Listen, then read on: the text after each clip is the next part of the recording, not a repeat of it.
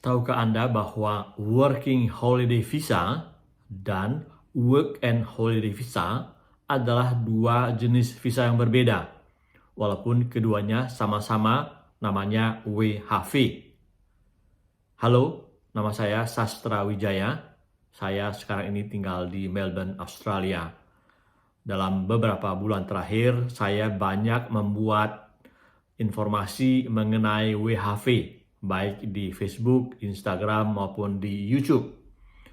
Dan karenanya, saya seringkali mendapatkan banyak pertanyaan mengenai syarat-syarat WHV. Dan setelah saya telusuri, memang masih ada kebingungan antara Working Holiday Visa dan Work and Holiday Visa. Oleh karena itu, sekarang saya akan menjelaskan untuk menutupi ataupun menghindari ataupun menjelaskan semua kebingungan yang ada. Jadi di Australia ada Working Holiday Visa. Itu visanya nomornya 417 dan berlaku untuk negara-negara kebanyakan Eropa.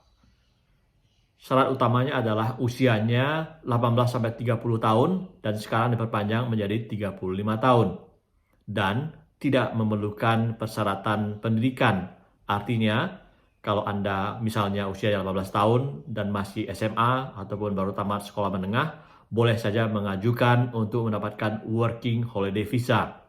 Sementara Work and Holiday Visa, nomor visanya adalah 462 dan ditujukan bagi negara-negara kebanyakan di Asia termasuk Indonesia.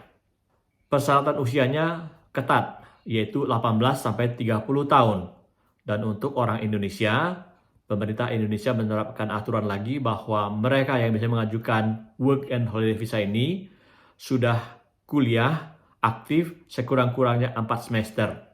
Jadi Anda harus sekurang-kurangnya sedang berada di semester kelima di perguruan tinggi.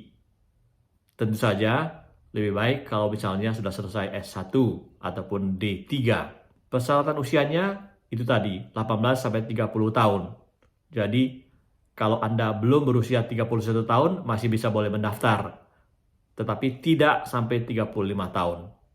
Jadi jelas ya bedanya.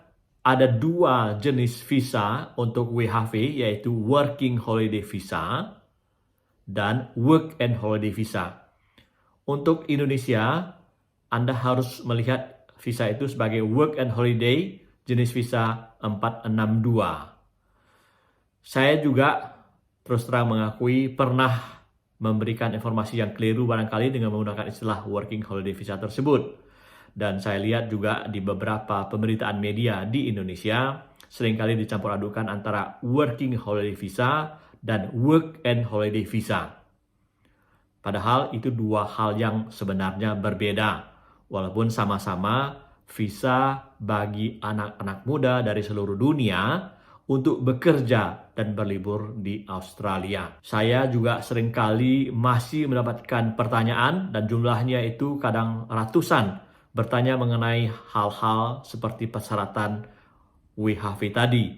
Ada yang bertanya, apakah kalau tamat SMA boleh mengajukan WHV? Ataupun kalau di atas 30 tahun, apakah masih bisa mengajukan WHV? Saya kira sebagian disebabkan kebingungan tersebut, yaitu bahwa ada yang membaca persyaratan Working Holiday Visa adalah 35 tahun. Sehingga kemudian mereka berpandangan bahwa itu adalah untuk Indonesia. Padahal bukan. Jadi sekali lagi ada dua hal yang berbeda dalam soal WHV.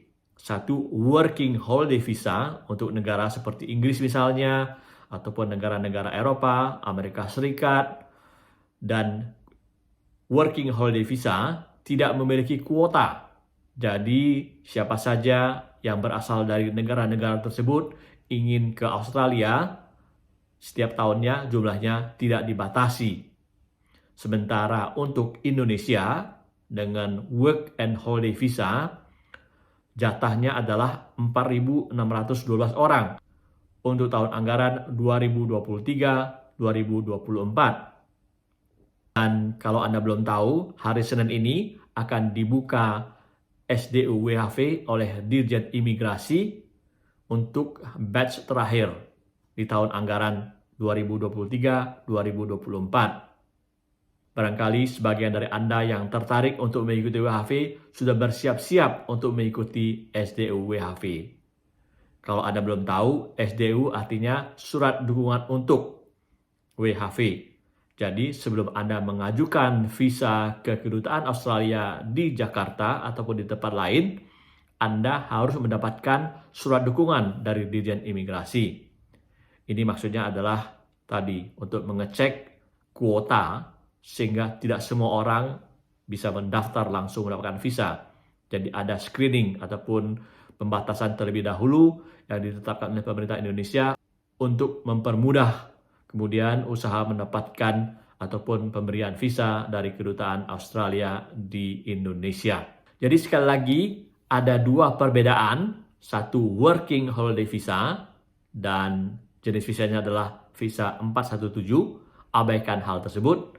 Dan kalau Anda nanti membaca informasi lagi di internet ataupun Google ataupun media mengenai working holiday visa, silakan abaikan karena itu tidak berhubungan dengan Indonesia. Untuk orang Indonesia, yang harus Anda perhatikan adalah persyaratan mengenai work and holiday visa, visa 462. Dari tahun ke tahun, visa ini semakin diminati oleh anak-anak muda dari Indonesia dan informasinya semakin banyak beredar. Namun, hari ini saya mencoba menjelaskan perbedaan tersebut sehingga kemudian mudah-mudahan bisa menjelaskan bahwa ada perbedaan namanya working holiday visa dan work and holiday visa. Itu saja penjelasan hari ini dari saya. Bagi Anda para pejuang untuk mendapatkan SDWHV, semangat, mudah-mudahan Anda mendapatkannya. Sampai jumpa lagi.